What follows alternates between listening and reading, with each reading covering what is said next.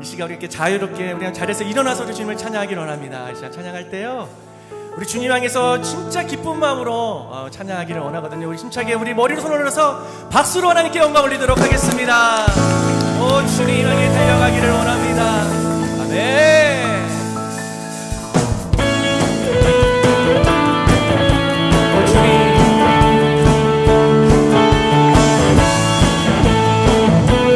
우리가 율동을 준비했거든요. 우리 함께 화요를 따라해서 주님 앞에 율동하면서 찬양하기를 원합니다.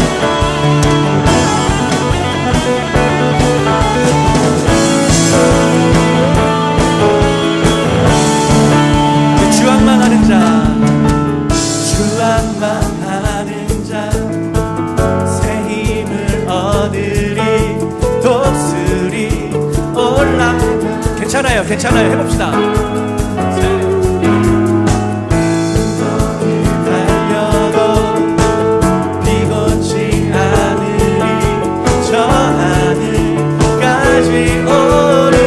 다시 한번 해볼게요. 주악망하는 자, 주악망하는 자, 새 힘을 얻으리, 독수리 올라감같이 온종일 달려도 온종일 달려도 피곤치 저 하늘까지, 저 하늘까지 오르리.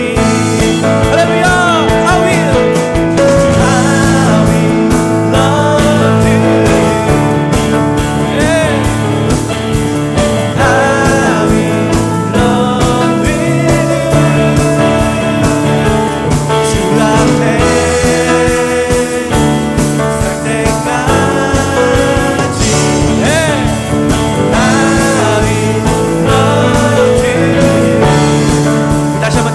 주악망하는 자, 주악망 새 힘을 주십니다.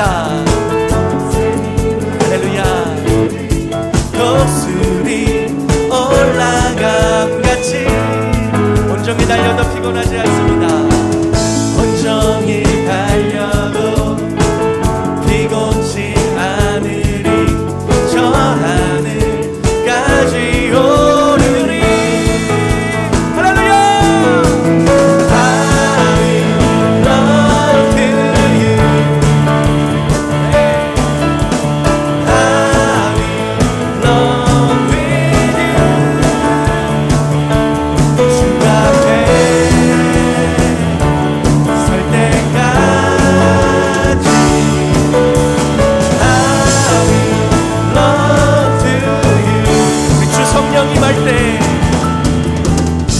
성령 임할 때 내 영혼 자유해, 일하게 영이 임하네. 들으십니까? 우리 주 은혜 안에서, 주 은혜 안에서 뛰놀며 춤추리, 외양과 송아지같이 힘차게 아위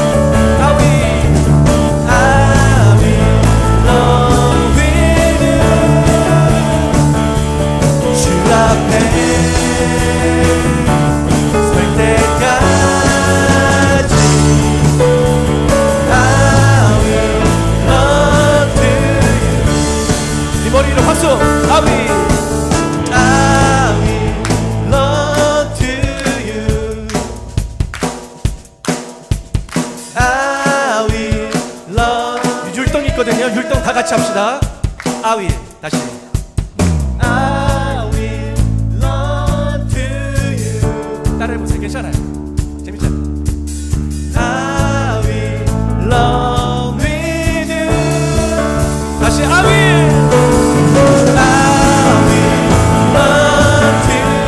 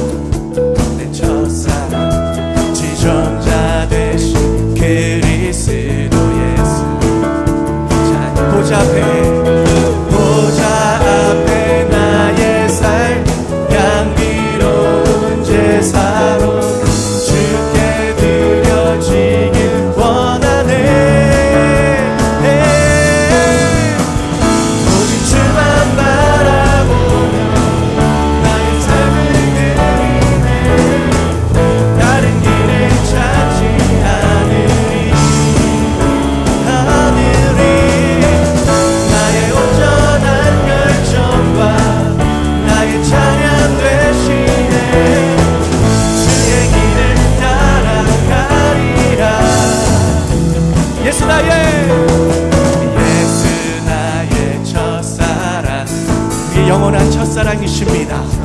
아멘. 지존자 되신 그리스도 예수. 우리 보좌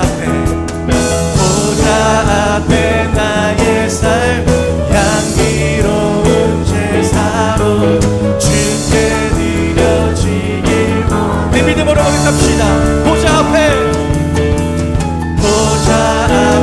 나의 삶 향기로운 제사로 주께 드려지길 보좌 앞에 나의 삶이 보좌 앞에 나의 삶 향기로운 제사로 주께 드려지길 원하네. 오직 주만 바라보며 나의 삶을 드리네. 다른 길은 찾지 않으리. 나의 온전한 열정과 나의 찬양 되시네.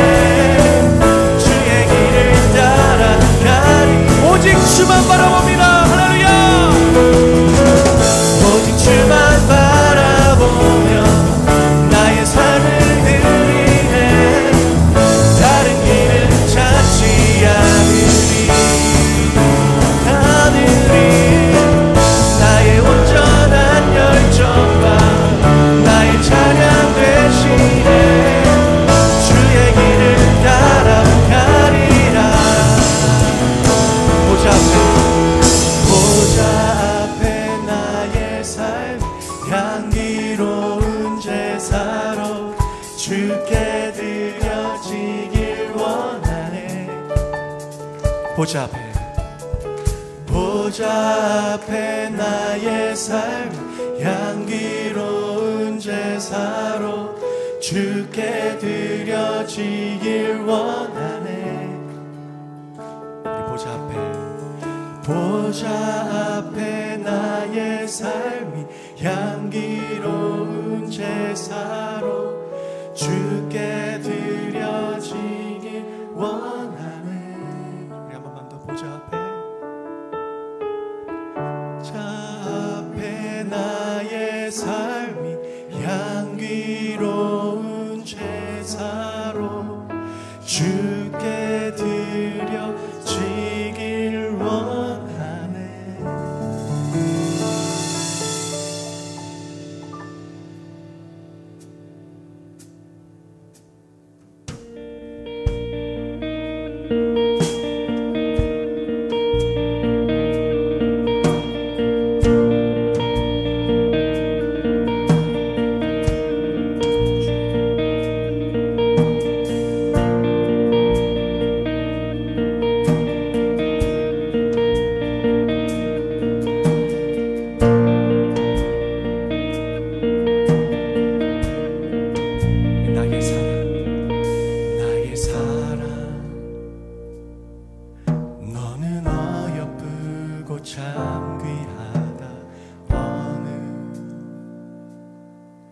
보석보다 귀하다.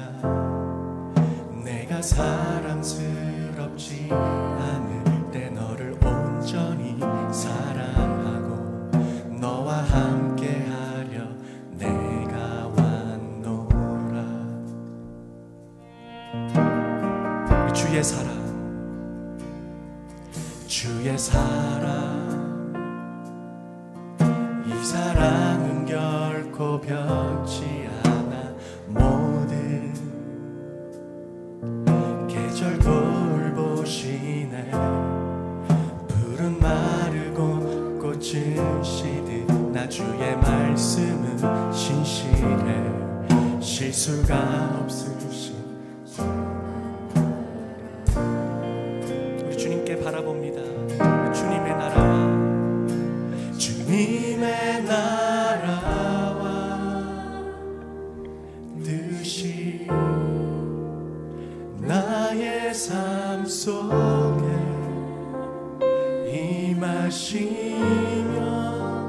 주님 알 길을 주만 보기를 소망해.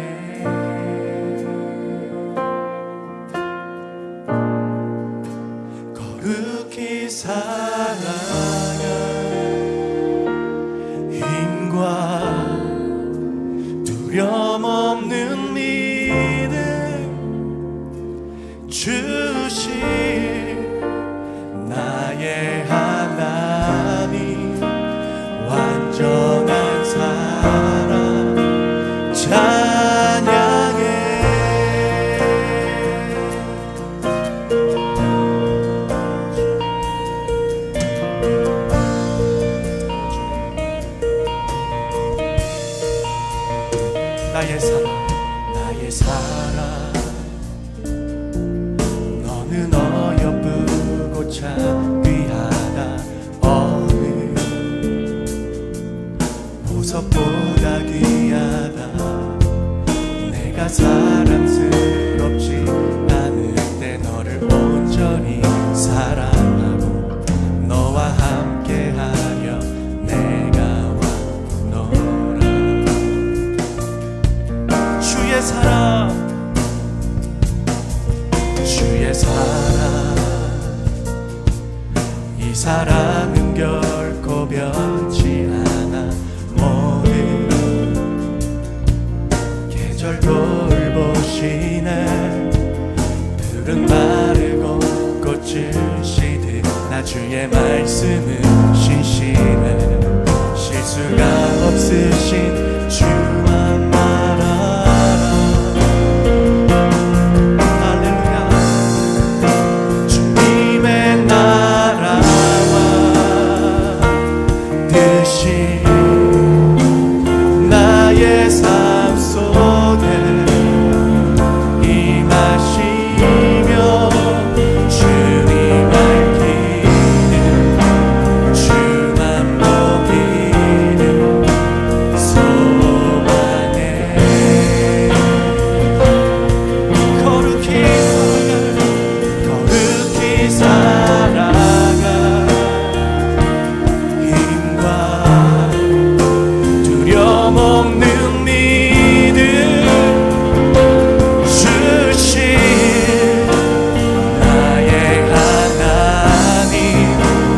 완전한 사랑 찬양해. 찬양하리 찬양하리. 만군의 주 영원히 함께하시네. 존귀하신 사랑의 왕 영원히 함께하시. 찬양하리 찬양하리. 만군의 주 영원히 함께하시네. 존귀하신 사랑의 왕 영원히 통치하신 주님의 나라와 주님의 나라와 뜻이 나의 삶 속에 임하시며 주님 알기를 주만 보기를 소망해. 우리에게 힘을 주십니다. 거룩히 살아가 힘과 두려움 없는 믿음 주신 나의 하나님. 완전한 사랑. 우리 한번 두 손을 높이 들고 주님께 고백합시다. 주님의 나라와 주님의 나라와 뜻이 나의 삶 속에 임하시며 주님만 보기를 원합니다. 우리에게 힘을 주시는 주님 찬양합니다. 거룩히 살아가 힘과 두려움 없는 믿음 주신 나의 하나님. 완전한 사랑. 자, 우리 다시 한번 주님께 전심으로 고백합시다. 주님의 나라와 주님의 나라와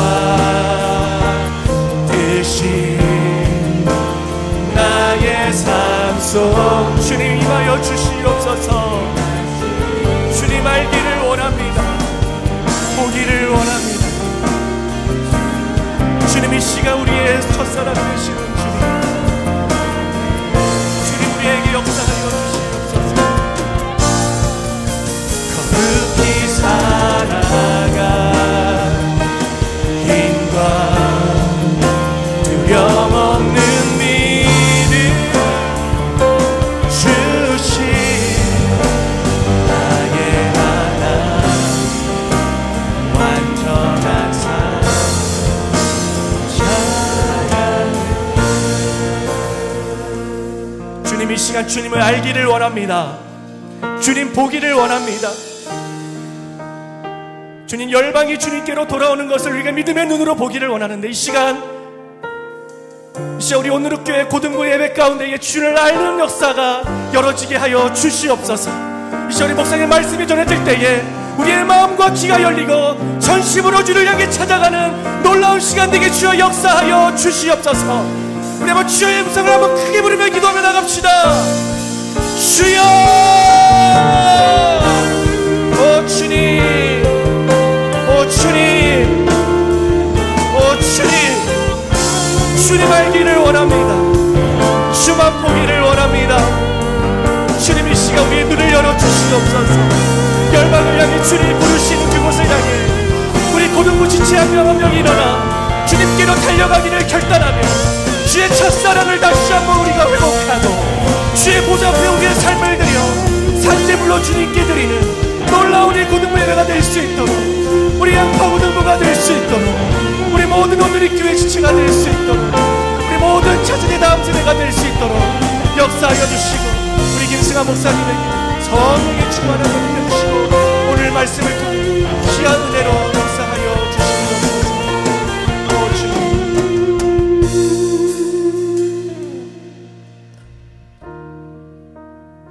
우리를 죽기까지 사랑하시는 하나님 아버지, 저희도 주님을 사랑합니다. 오늘 저희들을 하나님을 예배하는 자들로 불러 모아주신 그 은혜를 찬양합니다. 한 주 동안 저희들이 구하지 못하고 깨닫지 못할 때도 언제 어디서든지 우리들을 눈동자처럼 지키시고 인도하시고 보호하여 주신 그 하나님을 믿고 감사를 드립니다. 지난주 말씀을 통해 하나님은 하나님 나라를 위하여 세우신 언약과 약속을 반드시 이루시는 전능하신 하나님이신 것과 우리로 그 약속에 참여하도록 하나님의 때를 기다리는 인내와 하나님 앞에서 흠없이 살아가도록 우리의 의지와 결단이 필요한 것들을 가르쳐 주셨습니다. 한 주간 저희의 삶을 말씀대로 살았는지 돌아봅니다. 전능하신 하나님 안에서 믿음으로 살길 소망하고 결단하였지만 학업과 친구 그리고 여러 가지 부딪히는 상황 속에서 조급함으로 미리 안 될 것들을 정하고 낙심하거나 아버지 하나님보다 앞선 나의 생각이 옳은 대로 행하기도 하고 하나님의 때를 기다리지 못하고 두려워서 우리를 도우신 하나님의 손을 놓기도 하고 하나님을 의심하고 불평하기도 했습니다. 주님 잘못했습니다. 하나님의 사랑을 기억하지 못해서 죄송합니다. 회개합니다. 우리 스스로의 힘으로는 하나님 앞에서 흠없이 살 수 없고 완전하신 전능하신 하나님 은혜 아래서 살 수 없음을 고백합니다. 그러나 우리의 이런 연약함을 이미 아시고 구원자 예수님을 보내주시고 그 예수님을 믿기만 하면 우리의 모든 죄를 십자가의 보혈로 씻어주시며 부활의 생명으로 완전하시고 흠없으신 예수님의 의를 힘입고 전능하신 하나님의 은혜 아래서 다시 살 길을 열어주신 것을 믿습니다.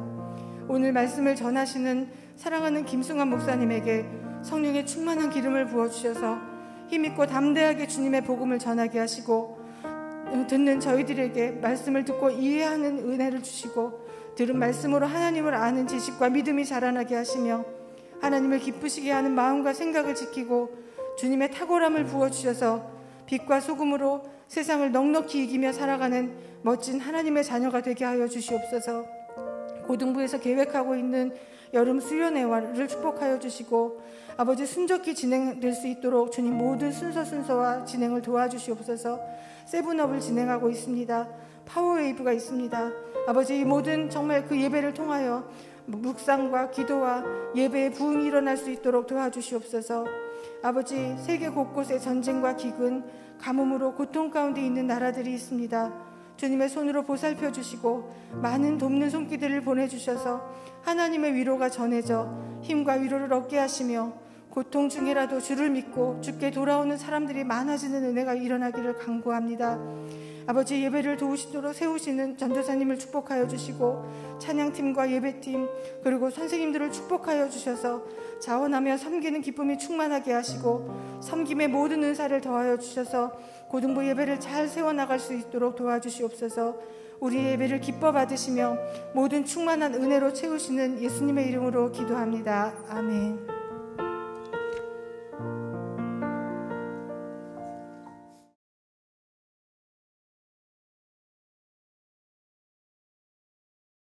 예수께서 하나님의 말씀을 들으려는 사람들에게 둘러싸여 게네사렛 호숫가에 서 계셨습니다.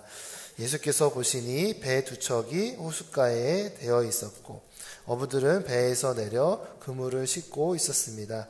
예수께서는 그들 중 시몬의 배에 올라타 그에게 배를 뭇에서 조금 떼어 놓으라고 말씀하셨습니다. 그러고는 배 위에 앉아 사람들을 가르치셨습니다. 말씀을 마치신 후 예수께서 시몬에게 명령하셨습니다.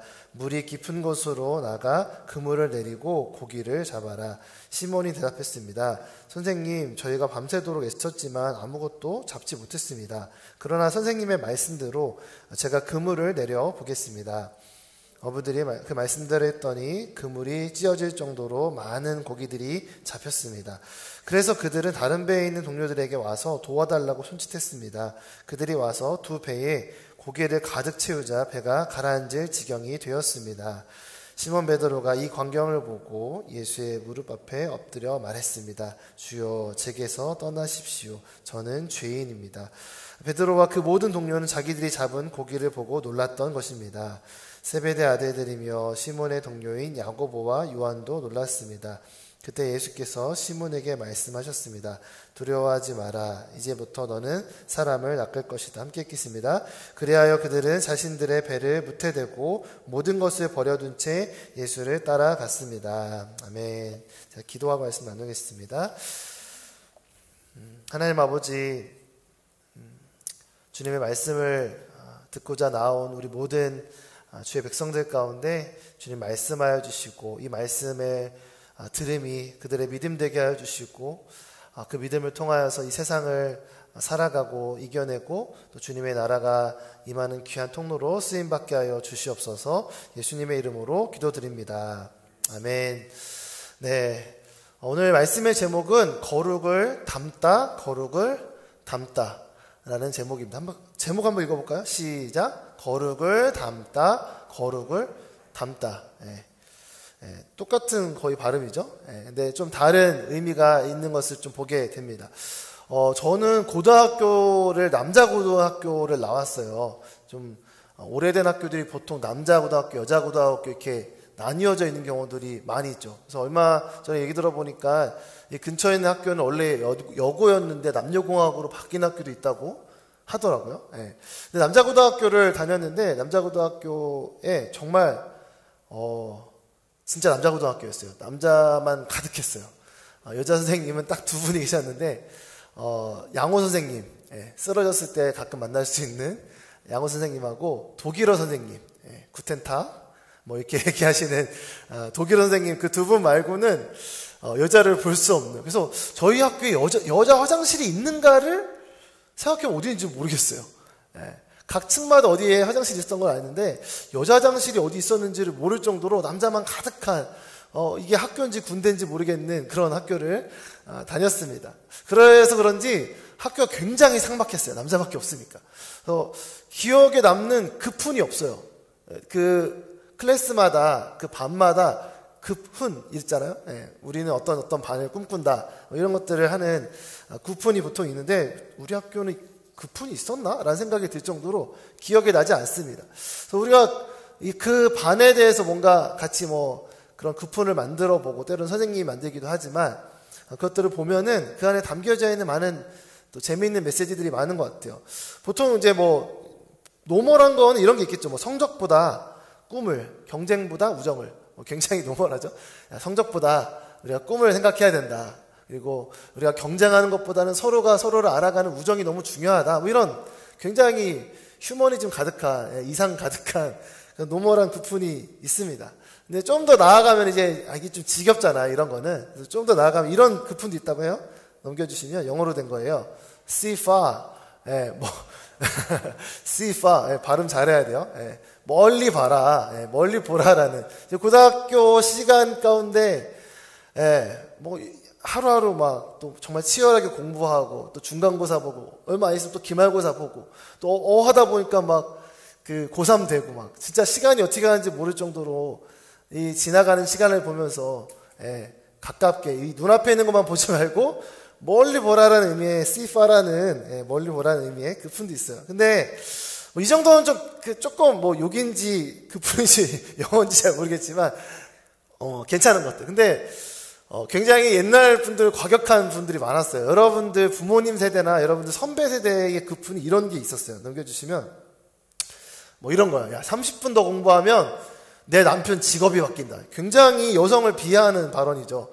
요즘 꼭 여자분들이 결혼을 해야만 남편의 직업만 보고 사는 게 아니잖아요. 충분히 여러분들이 좋은 직업을 가질 수 있는데 그때는 그랬다고. 그때는 옛날에는 그냥 여자들은 공부만 저기 해서 결혼만 잘하면 돼, 이런 생각들을 되게 많이 했다는 거죠. 또 이런 게 있으면 또 다른 게 있죠. 10분 더 공부하면 마누라가 바뀐다. 이것도 굉장히 여성 비하적이고 여성을 대상화하는 발언이죠. 공부를 열심히 하면은 막 그렇게 더 예쁜 사람을 만날 수 있다, 이런 얘기잖아요. 또 대학 가서 미팅할래, 공장 가서 미팅할래. 미팅이라는 단어 자체가 굉장히 올드하죠. 소개팅도 아니고 미팅할래. 미싱이 뭔지 알아요, 여러분? 미싱, 다다다닥 해가지고 이렇게 옷 만들 때 하는 그런 거를 미싱이라는, 굉장히 직업 비하적인, 직업 기천이 없는데 공장에서 일하는 걸 굉장히 비하하는 발언이죠. 또 티코 탈래, BMW 탈래. 티코를 아나? 굉장히 옛날적이죠. 티코가 우리나라 최초의 경차야. 여러분들이 보고 있는 스파크, 또 뭐 있지? 모닝 이런 거에 거의 할아버지, 고조 할아버지 정도 되는 차가 티코예요. 근데 티코를 탈래, 그런 경차를 탈래, 아니면 그 외제차, 지금도 굉장히 비싼 BMW 탈래. 이렇게 물질 만능주의를 보여주는 그런 그 푼이 가득했다는 거야. 학교를 가면 맨날 저런 거 보면서, 그래, 내가 이제 침을 흘릴 수 없지. 내가 이렇게 침을 흘리다가 눈물을 흘리지 하면서 막 공부를 했던 그런 세대가 여러분들 부모님 세대고, 삼촌, 이모 세대가 그랬다라는 거예요. 이런 말들을 보면서 그 안에 담겨져 있는 좀 씁쓸한 느낌들이 있잖아요. 그쵸? 그게 뭘까? 가만히 들여다보면 결국에는 무엇만 있으면 다 된다라는 식의 논리가 있다는 거예요. 조금 어려운 말로 사자성어로 얘기하면 만능주의가 있는 거예요. 만능주의. 뭐만 있으면 다 돼. 여기서의 가장 만능주의는 뭐예요? 공부 만능주의, 성적 만능주의. 공부보다는 성적이 맞겠다. 성적 만능주의. 성적만 좋으면 모든 걸 다 바꿀 수 있어요. 차도 바꿀 수 있고, 내가 만나는 사람들도 바꿀 수 있고, 더 아름다운 것들을 차지할 수 있고, 이런 뭐만 있으면 다 된다는 식의 만능주의가 이 세상 가운데 가득하다는 거예요. 지금도. 자, 20, 30년 전에 여러분들 선배들이 살아갔던 고등학교 그 푼이 이런 내용들이 있었는데, 지금도 사실은 그런 거 말고도 많은 만능주의, 공부 만능주의, 성적 만능주의도 있고, 물질 만능주의 해가지고 요즘에는 또 열심히 일해서 버는 게 아니라, 여러분 대학생들도 그렇고 막 요즘에는 막 투자를 많이 하잖아요. 주식도 하고 막 코인도 하고, 코인했다가 막 하루아침에 다 사라져버리고 막 이런. 왜 그렇게 하는 거예요? 물질 만능주의죠. 돈만 있으면 어떻게든 내가 뭐든 할 수 있다. 그런 만능주의에 빠져 있는 거죠. 또 외모 만능주의. 뭐든지 여기서 막 어떤 범죄를 저지른 사람들을 그 사진을 찍잖아요. 그 사진을 보고서는 너무 예쁘다고 막 팬클럽 생기고, 진짜 잔혹한 범죄를 저지른 그 사람을 보고도 그 사람 너무 예쁜 것 같아. 막 팔로우하고, 이런 모습들이 우리 가운데도 여전히 있다는 거죠. 하나님을 떠난 세상은 이 만능주의라는 함정에 사로잡혀 있어요. 하나님을 떠나면 무엇이든지 땡땡 만능주의. 앞에 붙은 뭐가 아이템은 바뀌지만 계속해서 뭐만 있으면 돼 라는 생각에 사로잡혀 있다라는 거예요. 근데 이게 뭐 몇십 년 전의 얘기가 아니라 우리가 읽었던 이 성경의 본문의 시대에도 그런 만능주의가 있었어요. 그 만능주의에 시달려 있던 사람들에게 예수님께서 찾아오는 장면이 오늘 말씀이에요. 우리 함께 1절부터 3절까지 말씀을 읽어보면 좋겠는데요. 두 사람의 부류가 있어요. 어떤 만능주의에 빠져 있는지 두 부류의 사람을 찾아보면 좋겠습니다. 1절부터 3절까지 말씀 함께 읽겠습니다. 시작. 예수께서 하나님의 말씀을 들으려는 사람들에게 둘러싸여 게네사렛 호숫가에 서 계셨습니다. 예수께서 보시니 배 두 척이 호숫가에 대어 있고 어부들은 배에서 내려 그물을 씻고 있었습니다. 예수께서는 그들 중 시몬의 배에 올라타 그에게 배를 무태서 조금 떼어 놓으라고 말씀하셨습니다. 그러고는 배 위에 앉아 사람들을 가르치셨습니다. 두 종류의 사람들이 나타나는데 첫 번째는 누구냐면 예수님이 하시는 하나님의 말씀을 들으려고 찾아온 사람들이에요. 자, 이 사람들이 물론 좋은 마음으로 찾아왔겠죠. 예수님을 바라보며 예수님을 향한 믿음을 가지고 어쨌든 존경하는 마음을 가지고 리스펙하는 마음을 가지고 찾아왔어요. 근데 그 사람들이 왜 찾아왔을까? 를 생각해 볼 필요가 있어요. 그 사람들이 왜 찾아왔을까? 그 사람들에게는 예수님이 하시는 말씀을 뭐라고 표현하고 있냐면 하나님의 말씀이라고 표현하고 있어요. 하나님의 말씀. 자, 그럼 왜 예수님에게서 하나님의 말씀을 찾고 있는 거예요? 그들이 생활하고 있고 그들이 몸담고 있는 믿음의 공동체, 신앙 공동체 안에 하나님의 말씀이 있지 않았다는 거죠. 정말 있어야 될 하나님의 말씀, 진리가 담겨져 있지 않았다라는 거예요. 반대로 더 나아가서 얘기하면 그들 가운데 살아가고 있는 시대에 있는 모습들은 종교 만능주의가 있었어요. 종교 만능주의. 좀 더 나아가면 율법 만능주의. 더 나아가면 제사 만능주의. 자, 어떻게 살았든지 간에 우리가 예배만 잘 드리면 돼. 제사만 잘 드리면 돼. 양만 잘 잡으면 돼. 라는 생각에 사로잡혀 있었던 바리새인과 서기관들, 율법학자들, 그 사람들이 잡고 있었던 그 믿음의 공동체 안에는 진리가 담겨져 있지 않았다라는 거예요. 그렇기 때문에 그들이 예배를 드리면 드릴수록, 제사를 드리면 드릴수록 갈증을 느꼈던 거예요. 참된 진리가 담겨져 있지 않으니까 그냥 형식적인 제사만 드리고 종교 생활만 하고 있으니까 그들의 마음 가운데 그런 갈증들이 있었다라는 거예요. 그런 시대였어요. 또 한 사람은 누구냐면 오늘 말씀에 이 제일 중요한 주인공인 베드로라는 사람이죠. 이 베드로라는 사람이 뭐라고 있었어요? 그물을 씻고 있었어요. 근데 다른 사람들 잘 보세요. 다른 사람들이 예수님의 말씀을 들으려고 막 왔어요. 사람들이 너무 많으니까 배를 띄워서 그 배에서 많은 사람들, 마치 지금 제가 이렇게 있는 것처럼 이게 배야. 네, 이게 배고 여러분들이 이렇게 쫙 둘러싸여 있는 것처럼 사람들이 많으니까 다 함께 말씀을 나누고 예수님께서 배를 띄워서 이렇게 배에서 이제 말씀을 전하신 거죠. 물가에 가면 이제 바람도 잘 부니까 그 말씀이 잘 퍼지겠죠. 일반 그 땅보다 이 물가에는 서로 이렇게 바람들이 왔다 갔다 하잖아요. 그러니까 그런 작용들을 통해서 말씀을 잘 듣게 하려고 배에 올라탄 거죠. 근데 그때 베드로는 뭐라고 있어요? 그물을 씻고 있어요. 그물을. 그가 이제 밤새 물고기를 잡았기 때문에 그물을 씻고 있었겠지. 근데 많은 사람들이 그렇게 예수님을 찾아와서 말씀을 듣고 있는 그 상황 가운데서도 베드로는 그물만 씻고 있었다라는 거예요. 왜 그럴까? 이후에 보면 5절의 말씀을 보면 알 수 있는데요. 5절의 말씀을 보면 뭐라고 표현하고 있냐면 내가 밤새 물고기를 잡으려고 그물을 내렸다 올렸다 내렸다 올렸다 했는데 어떻게 했다고요? 한 마리도 못 잡았다는 거예요. 그 마음 가운데 내가 열심히 노력을 하고 했을 때 오는, 그렇게 했는데 아무런 결과가 맺혀지지 않았을 때 오는 그런 상실감의 마음이 있었다. 자, 베드로는 어려서부터 계속 그 동네 살면서 물고기를 잡았던 사람이에요. 하루아침 그냥 초보 어부가 아니라는 거죠. 오랫동안 그 갈릴리 호수를 너무나 잘 알고 있었던 어부였던, 배를 가지고 있었던, 그냥 이렇게 인력이 필요해서 사람 땡겨 쓰는 게 아니라 이 사람은 배를 가지고 있는 사람이라니까. 근데 그 배를 가지고 있었던 베드로가 밤새 물고기를 잡았는데 그가 가지고 있었던 모든 지식과 경험과 야 여기가 좋아, 여기가 포인트야, 이런 거를 온갖 것을 다 해가지고 했는데 밤새 물고기가 잡히지 않는 그 상황 가운데 이 베드로는 적잖이 실망하고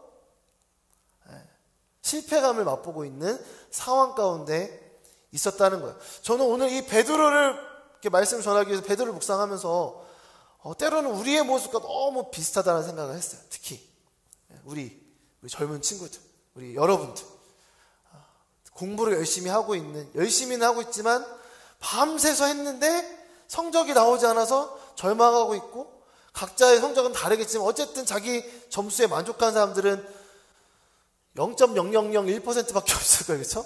자기 성적에, 자기 점수에 만족한 사람들이 얼마나 있을까. 근데 마치 베드로의 상황이 그랬다는 거예요. 왜 그런 실망감이 컸을까? 그 마음 가운데는 어쩌면 보면 노력 만능주의가 있을지 몰라요. 여러분들 왜 상처받아요? 왜 공부하다가 힘들어요? 난 정말 열심히 최선을 다해서 막 이것저것 다 해봤는데 학원도 다녀보고 과외도 받아보고 이것도 해보고 저것도 해보고 나 나름대로 밤도 새보고 모두 해보고 다 해봤는데 잘 안 됐어. 근데 가끔 지나가는 말에 그런 얘기를 할 때가 있죠. 노력을 더 했어야지. 노력을 더 했어야지. 근데 내가 노력을 안 한 게 아닌데 그런 얘기 들으면 얼마나 마음이 아파요. 그렇죠?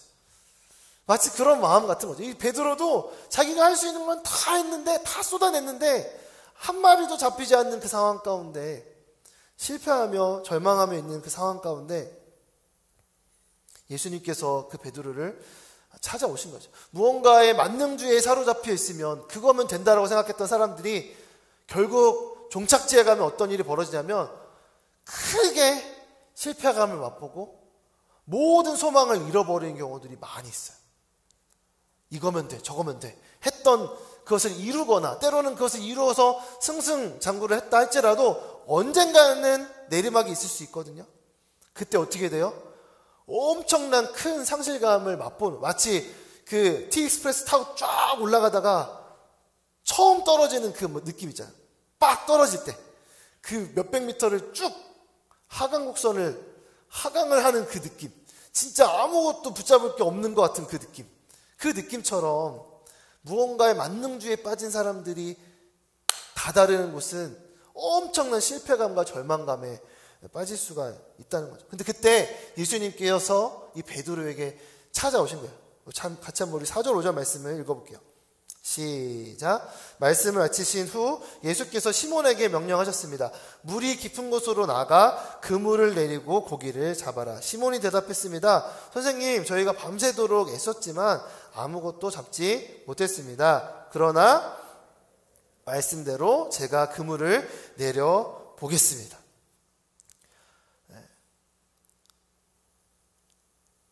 예수님께서 이 베드로에게, 그물을 싣고 있는 베드로에게 오셔가지고 진짜 말도 안 되는 말을 하는 거죠. 지금 밤새 고기를 못 잡고 그물을 싣고 있고 이제 이걸 잘 정리해서 잘 에너지를 비축했다가 또 저녁이나 오후나 저녁이나 밤에 가서 또 물고기를 잡아야 되는 이 어부인 베드로에게 지금 다시 그 씻던 그물을 가지고 깊은 곳으로 나가서 그물을 내리라는 말씀을 하신 거예요. 베드로가 직업이 어부인데 목수 출신인 예수님이 그런 얘기를 하니까 말이 사실 안 되는 거죠. 말이 안 되는 거지. 예수님이 어떻게 직업적으로 나무를 알지라도 이렇게 어부의 일을 얼마나 알겠어요. 근데 시몬이 이상한 말을 해요. 제가 이렇게 밤새 했는데 안 됐는데요, 제가 어쨌든 선생님 말씀대로 해볼게요 라는 얘기를 해요. 선생님의 말씀대로 제가 그물을 내려보겠습니다 라고 하는 거죠. 왜 그랬을까? 베드로가 왜 목수 출신이신 예수님의 말씀에 귀를 기울이고 순종했던 그 이유는 뭐였을까? 제가 볼 때는 베드로가 이런 말씀에 의지한 건 사실 믿음이 막 엄청난 믿음까지는 아니어도 가장 중요한 건 베드로가 예수님을 이때 처음 본 게 아니에요.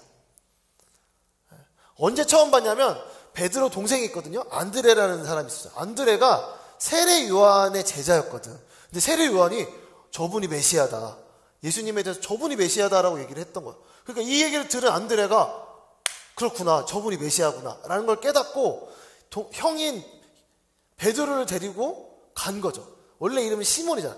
이 시몬을 데리고 예수님에게 갔었어요.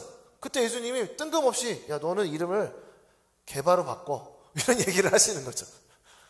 게바가 뭐예요? 아람어로 반석이라는 뜻이고, 그게 헬라어로 페트라고, 페트라가 이제 베드로가 된 거예요. 네, 같은 얘기예요. 우리나라 번역하다 보니까 베드로가 된 거지. 이름을 바꿔주는 이상한 일을 하신 거죠. 근데 이게 첫 번째 만남이었고, 두 번째 만남은 뭐였냐면 베드로가 결혼을 했던 것 같아요. 근데 장모님이 아팠어. 심한 열병에 시달리고 있었는데 예수님이 그 베드로의 장모님을 고쳐주셨어요. 그게 두 번째 장면. 사람들을 고치시는 그 예수님을 두 번째, 메시아라고 소개받고 그 메시아이신 예수님이 아픈 사람을 고치는 것까지를 경험했던 이 베드로가 예수님을 알고 있었다. 그 정도까지는 알고 있었던 거야. 마치 어떤 거냐면, 우리가 어렸을 때 태어나 보니까 예수님을 믿네, 우리 집이. 근데 예수님이 하나님의 아들이시고 천지를 만드신 분이시고 우리의 모든 죄를 사하시기 위해서 오신 분이시고 십자가에 달려서 죽으셔서 우리 죄를 깨끗하게 씻어주셨대. 그분을 믿으면 구원을 받을 수 있대 라는 이야기를 듣고 믿고 있는 우리의 상태와 굉장히 비슷한 상태였다라는 거죠. 근데 제가 볼 때 아마 이 베드로가 예수님께서 저기 가가지고 깊은 곳에 그물을 던져 라는 얘기를 했을 때 아마도 두 가지가 아닐까. 첫 번째는 베드로가 원래 좀 의리파거든요. 아는 사람이 얘기를 하니까 당연히 좀 한 번쯤은 들어야 되는 게 아닐까. 그러니까 말하는 뉘앙스를 보면, 그래, 내가 지금 하나도 못 잡았는데요. 그래도 선생님이 얘기하니까 한 번쯤은 제가, 우리 장모님도 이렇게 낫게 해주셨는데 제가 한 번쯤 말씀을 들어드려야죠. 이런 것도 좀 있었던 것 같고, 또 한 가지는 어렴풋하게나마 메시아라고 소개받고 병이 낫는 걸 경험했으니까 거기에 대한 믿음은 조금 있었던 것 같아요. 그래서 이 베드로가 예수님의 말씀을 따라 나아가게 된 거죠. 사실 이거에서 굉장히 큰 결단이긴 해요. 왜냐하면 내가 가지고 있었던 모든 지식과 경험과 그 모든 걸 다 해가지고 밤새 그물질을 했는데 아무것도 못 잡았어. 근데 지금 내가 이 목수 출신이 예수님 말씀을 듣고 다시 배를 타고 나가서 그물을 내린다라는 거는 굉장한 자존심 상한 일이거든, 사실. 그렇죠? 내가 가지고 있었던 모든 프라이드를 내려놓고, 자존심을 다 내려놓고, 내 경력, 커리어 이런 거 다 내려놓고 해야 할 수 있는, 아마도 이 마음 가운데 예수님이 말씀해도 아무것도 안 잡힐 거야 라는 그러한 생각도 있었을 거예요. 근데 어찌됐든 간에 이 베드로가 선생님께서 말씀하시는 그 말씀을 듣고 내가 그물을 내리겠다라는 고백을 했다는 거예요. 그랬더니 어떤 일이 벌어졌어요? 6절 7절 말씀 같이 읽어볼게요. 6절 7절 6절 7절 시작. 어부들이 그 말씀대로 했더니 그물이 찢어질 정도로 많은 고기들이 잡혔습니다. 그래서 그들은 다른 배에 있는 동료들에게 와서 도와달라고 손짓했습니다. 그들이 와서 두 배의 고기를 가득 채우자 배가 가라앉을 지경이 되었습니다. 자, 베드로가 자신이 갖고 있던 모든 것들을 다 내려놓고 어찌됐든 간에 예수님의 말씀에 의지해서 그물을 내렸더니 어떤 일이 벌어졌어요? 고기가 한두 마리만 잡혔어도 사실 굉장히 놀랄 일인데 그냥 그 정도의 놀라움이 아닌 거죠. 이게 뭐예요? 조금 다른 표현을 하면 그냥 놀랄 정도가 아니라 경이로운 거죠. 경이로운 거. 조금 더 나아가면은 이분 뭐지? 이게 뭐지? 라는 경외하는 마음이 생긴 거예요. 이 일을 통해서. 엄청나게 많은 물고기 잡았는데 그냥 많은 정도가 아니라 어떻게 표현하고 있냐면 6절에 보면 그물이 찢어질 정도로 너무 많아가지고 한 척이 더 와가지고 그 물고기들을 잡은 거를 나눠 실었는데도 배가 어떻게 될 정도로 가라앉을 정도로 이거 이러다가 빠지는 거 아니야 할 정도로 굉장히 많은 물고기들이 그냥 한두 마리 몇십 마리가 아니라 엄청난 양의 물고기가 잡혔다라는 거예요. 그게 뭐예요? 이 경험을 통해서 어떤 일이 벌어지냐면 우리 이재용 목사님께서 이 표현을 썼어요. 한번 하나님 믿을 때 한번 보여주시면 읽어볼게요. 시작. 하나님을 믿을 때 진리의 말씀은 세상의 세계관을 찢습니다. 베드로가 가지고 있었던 모든 그들의 경험, 지식, 노하우, 그 모든 세계관이 찢어져 버린 거예요. 물고기 잡는 건 이런 거야 라고 생각했었던, 이런 게 있어, 이렇게 해야 돼 라는 자신이 갖고 있었던 모든 그것을 총동원했을 때 한계 상황을 마주쳤고, 그 한계 상황에서 예수님의 말씀을 따라서 의지했을 때 엄청난 경이로운 일을 경험하면서 어떤 일이 벌어졌냐면, 그가 가지고 있었던 모든 고정관념과 세계관이 찢어지는 일이라는 거예요. 여러분 가운데 예수님의 이 놀라운 임재하심 역사 있게 축복합니다. 여러분들 가지고 있었던, 여러분들 여태까지 10몇 년 동안 배우고 알고 경험했던, 또 많은 사람들이 얘기하는 그 모든 나름 세상의 기준, 나름 세상의 노하우, 어떻게 살아가야 된다라고 하는 그 모든 세계관, 세상이 만들어준 그 세계관을 찢어버리는 그 진리를 경험하기를 예수님의 이름으로 축복합니다. 아멘. 아멘. 제발. 여러분,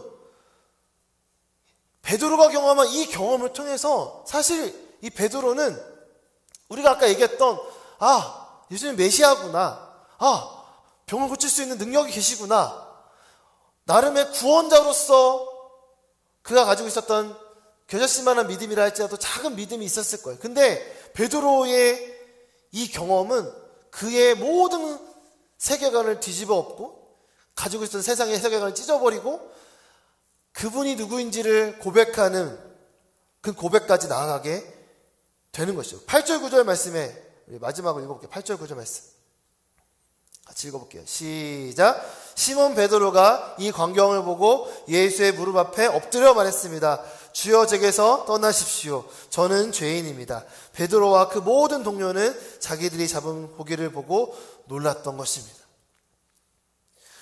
베드로의 지금 이 표현을 보세요. 하는 행동을 보세요. 엄청난 물고기가 잡힌 걸 보고 뭐라고 표현하고 있어요? 주여, 제게서 떠나십시오. 저는 죄인입니다. 일단 단어가 바뀌었어. 아까는 선생님 말씀에 의지해서 그물을 내려보겠습니다. 이제는 뭐라고 해요? 주여라고 고백하고 있어요. 우리가 지금 믿고 있는 예수님, 나의 구원자로서 고백하고 믿는 그런 상태에 있었던 베드로가 어떤 변화가 일어나게 된 거예요? 이 일을 통해서 예수님을 나의 주로 고백하게 된 거예요. Savior, 구원자에서 Lord, 그분이 나의 모든 것을 주관하시고 나의 기준이 되시고 나의 모든 선택과 생각과 마음과 나의 모든 것의 중심이 되시는 나의 주님으로 고백하는 역사가 이 일을 통해서 있게 되어진 것이죠. 그가 뭐라고 표현하고 있어요? 그런 주님을 믿음으로 만났을 때 뭐라고 표현하냐면, 저에게서 떠나십시오. 왜? 나는 거룩하지 않은 죄인이기 때문에. 거룩하신 예수님을, 그 임재하심을 경험하고 나니까 어떻게 됐어요? 그가 자신이 거룩하지 않음을 발견하게 되고, 자신의 그 죄악됨을 고백하게 되고, 자신을 떠나달라고 고백하는, 그러니까 나를 보게 된 거죠. 베드로가 내가 누구인지를 알게 된 거예요. 베드로가 거룩하신 그 주님의 임재 앞에서 자신의 거룩하지 않은 모습을 발견하게 되고, 더 나아가서 이 사건을 통해서 거룩하신 그 하나님이 그의 마음 가운데 임재하게 된 거예요. 그 거룩함이 임재하시고, 좀 다른 표현으로 거룩이 그 마음의 심령 가운데 담겨지게 된 거예요. 충만하게 임재하게 된 거예요. 물론 그 이후에도 베드로는 수많은 롤러코스터를 오르락내리락 하는 일들이 많이 겪게 되죠. 그쵸? 막 배신도 하고, 막 칼질도 하고, 나 모르겠다고, 나 예수님 모르겠다고, 그냥 난 물고기 다시 잡겠다고, 막 이런 엎치락뒤치락 하는 일들이 굉장히 많았지만, 어찌됐든 간에 처음에 소개받고 장로님의 열병이 났고, 이때와는 전혀 다른 형태의 믿음의 단계에 나아가게 된 거예요. 구원자로서, 메시아로서 인정하는 수준이 아니라 예수님이 나의 구주가 되신 거예요. 나의 주가 되신 거예요. 그분이 나의 모든 것이 된 것이죠.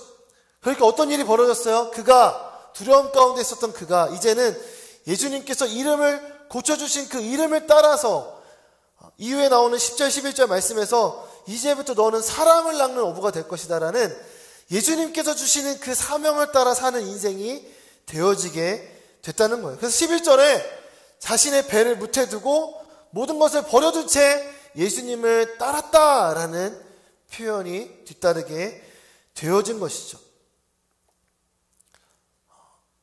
저는 오늘 예배 시간에 이 말씀을 통해서 우리 고등부에 있는 모든 친구들이 어렸을 때부터 모태신앙으로 또 어렸을 때부터 교회를 다니고 예수님을 인정하고 고백하지만 여전히 그 주님을 나의 주님으로, 나의 하나님으로 고백하지 못하는 우리 고등부 친구들 가운데 이런 놀라운 하나님의 임재가 있기를 축복합니다. 제발요. 제발요. 인격적으로 어떻게 예수님을 만나요? 이 말씀 속에서 걸어 나오시는 예수님을 만나야 돼요. 삶의 현장에서 만나야 돼요. 베드로도요, 사실 예수님 살아계신 얼굴을 보고도 믿지 못하는, 그렇게 깊은 믿음 가운데 나아가지 못하는 모습이 있었다는 게 굉장히 큰 위로가 되죠. 근데 이 베드로가 어떻게 이 예수님을 구원자로서가 아니라 나의 주로서 고백하게 됐어요? 선생님의 말씀을 따라 제가 그물을 내리겠습니다. 예수님의 작은 말씀이라 할지라도 그 말씀에 순종하며 나아갔을 때 그 자리에 어떤 일이 벌어졌어요? 거룩하신 임재의 자리가 된 거예요. 그 마음 가운데 거룩하신 하나님이 찾아오시고 역사하시고 충만하게 임하는 거룩함이 그 담겨지는 은혜가 그 믿음의 자리 가운데, 순종의 자리 가운데 있었다라는 거예요. 여러분, 우리가 이제 7월 달에 여름 캠프도 가고 또 지금 줌 예배를 이제 맞춰서 이제 예배당 예배와 또 유튜브로 영상 드리는 거 2가지 채널밖에 없는데, 사실 유튜브 영상은 지금 우리가 이렇게 예배 드리는 영상을 녹화해서 다음 주에 나가는 거예요. 지금 우리가 이 예배 드리는 이 자리가 사실은 베드로가 예수님을 만나는 이 자리와 똑같은 자리인 거예요. 그런 의미를 담고 있는 거예요. 우리가 믿죠, 예수님. 그분이 거룩하신 분이시고 메시아이시고 그분이 능력이 많으신 거 알아요. 믿어요. 고백해요. 그런데 그분이 나의 주님인 거는 또 다른 차원이라는 거예요. 더 깊은 믿음의 역사가 우리가 있었으면 좋겠어요. 이 자리에 나와서 예배드리는 이 시간이 그 주님을 만나는 시간이 되기를 축복합니다. 그때에 우리가 공부해야 될, 또 우리가 살아가야 될 목적들을 발견하게 될 것이고 참된 기쁨과 행복을 찾을 수 있을 거예요. 베드로가 그렇게 하나님의 그 임재하심을 경험하고 난 이후에 또 더 나아가서 그가 또 엎치락뒤치락 했지만 어찌됐든 간에 성령의 충만함을 그가 이 오순절 마가의 다락방에서 경험한 이후에 그 베드로가 정말로 예수님께서 말씀하신 베드로 반석과 같은 믿음으로 사람을 낚는 어부로서 살아가게 되는 장면이 사도행전 2장에 나타나게 돼요.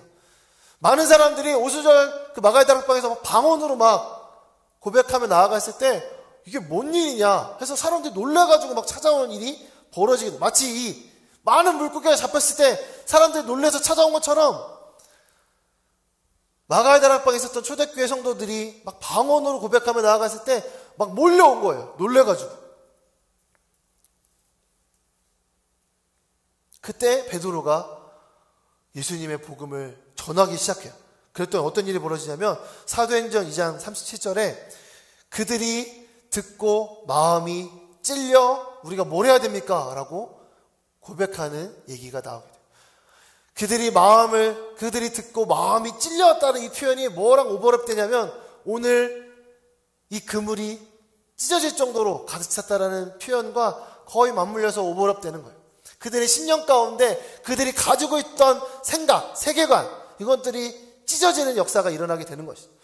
진리이신 예수님, 너희들이 십자가에 못 박게 한 예수님이 하나님의 아들이시다, 너희를 구원할 자다라는 그 예수 그리스도의 복음을 전했을 때 이 베드로의 그 말씀을 통해서 많은 사람들이 예수님을 믿게 되었어요. 베드로가 회개하러 가니까 그들이 정말로 회개를 하고 그들이 가고 있던 길로부터 벗어나고 돌이키게 되고 세례를 받고 그렇게 예수님을 믿는 사람들의 숫자가 사도행전 2장 41절에 보면은 그러자 베드로의 말을 받아들인 사람들이 세례를 받았고 그날 믿는 사람의 숫자가 약 3,000명이나 더 늘어났다라고 성경은 기록하고 있어요.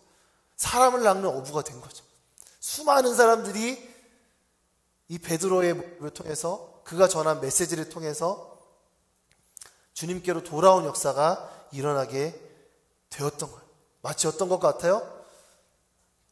거룩하신 하나님의 임재가 그 가운데 임하니까 그 안에 계신 그분을 이 베드로가 점점 닮아가게 되고, 마치 예수님께서 많은 사람들에게 설교하셨던 것처럼 어부 출신인 이 베드로에게 놀라운 하나님의 말씀을 전할 수 있는 능력이 주어졌고, 그것을 통해서 많은 사람들을 주께로 돌이키게 하는 놀라운 일들이 일어나게 되었다는 거예요. 여러분, 우리가 지금 겪고 있는 여러 가지 상황들, 성적, 관계, 어려움들 다 있을 수 있어요. 그런데 그게 결코 우리의 끝이 아니라는 것을 우리가 꼭 붙들기 축복합니다. 내가 지금 경험하고 있는 것이 끝이 아니에요. 오히려 그 끝, 그 한계가 어떤 기회냐면 예수님을 나의 주로 붙들 수 있는 믿음의 기회가 될 줄로 믿습니다. 아멘? 아멘. 그때 그분께서 우리 가운데, 거룩하신 그분께서 우리 가운데 임재하시고 그분이 우리 가운데 담겨지면 우리가 가는 곳마다 이 거룩의 능력들이 전해지게 되어지는 놀라운 은혜가 있을 거예요. 그래서 하나님께서 이런 말씀하셨어요. 레위기 20장 7절 8절에 이렇게 말씀하십니다. 너희는 자신을 따로 구별해 거룩하게 하라. 내가 너희 하나님 여호와이기 때문이다. 8절 같이 읽겠습니다. 시작. 너희는 내 규례를 지켜 행하라. 나는 너희를 거룩하게 하는 여호와다. 우리가 노력해서 내가 뭘 해서 거룩해지는 게 아니에요. 그분을 만나고 그분을 믿음으로 고백하고 8절에 있는 말씀처럼 너희는 내 규례를 지켜 행하라. 그분의 말씀을 붙들고 나아가는 그 믿음의 발걸음 가운데 거룩하신 분의 임재가 우리가 있게 되고 그분과 동행하며 나아갈 때 점점 우리는 그분을 닮아가게 될 것이고 그 능력에 흘러가는 귀한 통로로, 거룩한 통로로 쓰임받게 될 줄로 믿습니다. 함께 이 말씀 기억하면서 함께 찬양하며 나아가면 좋겠습니다. 나의 하나님이란 찬양, 우리 함께 고백했던 이 찬양을 우리의 믿음으로 고백하며 좀 기도하면 좋겠는데요. 네, 반주해 주시면.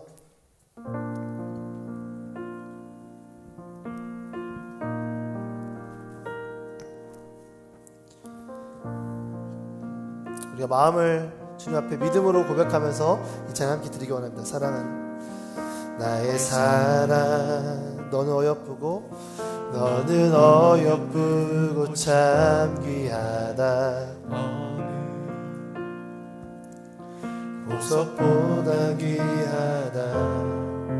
내가 사랑스럽지 않을 때 너를 온전히 사랑하고 너와 함께하려 내가 왔노라.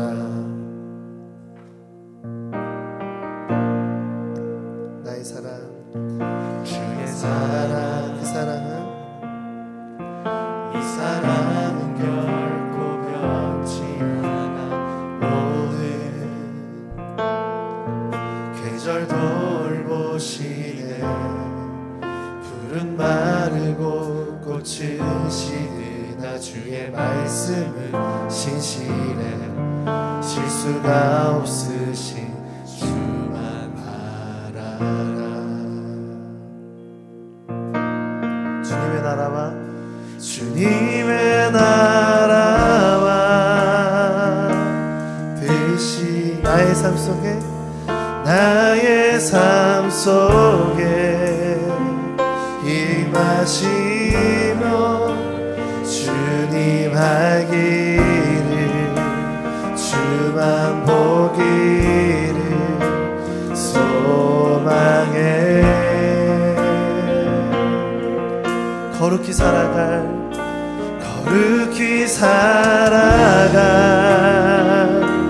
힘과 두려움 없는 믿음 주신